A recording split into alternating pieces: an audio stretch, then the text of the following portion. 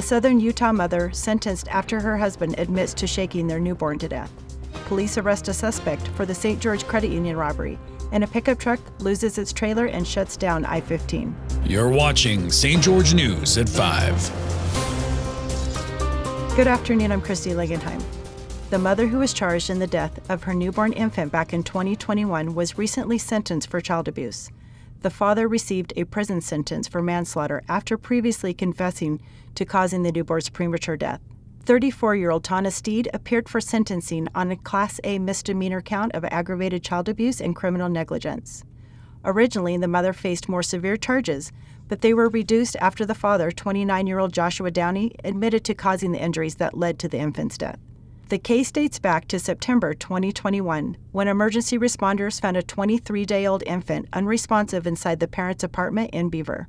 The autopsy report revealed the child had 22 rib fractures and severe blunt force injuries. The judge ruled that the mother would receive credit for the 28 months she already served in jail, and she was released and placed on 12 months probation with adult probation and parole. Joshua Downey was sentenced in a hearing in February and was ordered to serve 1 to 15 years in Utah State Prison on the manslaughter charge. Detectives may have recently arrested a man who may have ties to robbing the St. George Credit Union in November 2023. Here's Haven Scott with more on the investigation and the suspect's extensive criminal past. Detectives arrested a suspect in the case of a credit union robbery inside Harmon's in St. George almost 3 months ago. St. George Police Department Sergeant Zach Ballman said Andre Rogers of Henderson, Nevada was arrested by U.S. Marshals in Nevada on February 13th. Andre Rogers, so doing a little bit of work, looking into his history. He's got a history of similar cases, which obviously helps us to build our case against him. But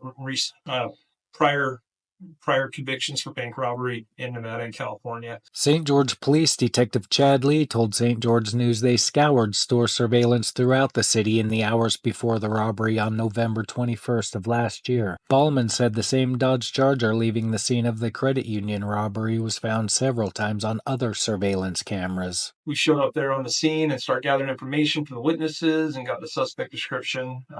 Interestingly enough, they reported that he was wearing a pretty distinct wig, which came into play a little bit later. After tracing the vehicle to a rental car agency in Las Vegas, St. George Police worked with their neighbors in Nevada to set up the arrest operation. According to an FBI press release issued in 2010, Andre Byron Rogers Sr. was previously sentenced to serve 10 years in prison after pleading guilty to robbing 8 banks in Nevada and California. Nevada court records state he was released in 2021. It's always great when we can catch these people who come to our community and commit crimes. It's very rewarding. These cases can be pretty challenging. As evidence, people take a lot of steps. They conceal their identities, they wear disguises, they're using stolen license plates, a lot of different things. So peeling back those layers and being able to see it through to a resolution is actually really satisfying and really rewarding. Thanks, Haven. On Wednesday afternoon, a crash occurred on I-15 in Cedar City that temporarily closed both northbound lanes. Here's Jeff Richards with more on the crash.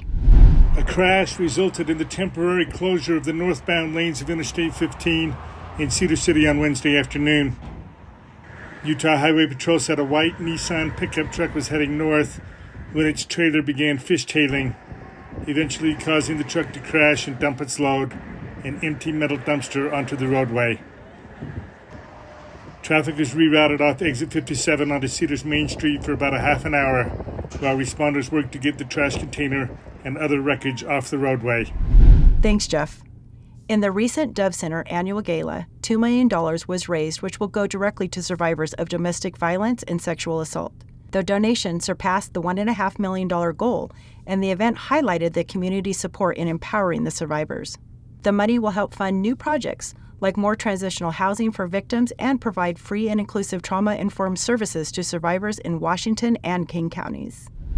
The winter respiratory illness season is winding down in southern Utah, and at the same time, the CDC has issued new COVID-19 protocols for this constantly evolving disease. Chris Reed has more on the new recommendations and what to do if you experience respiratory stress.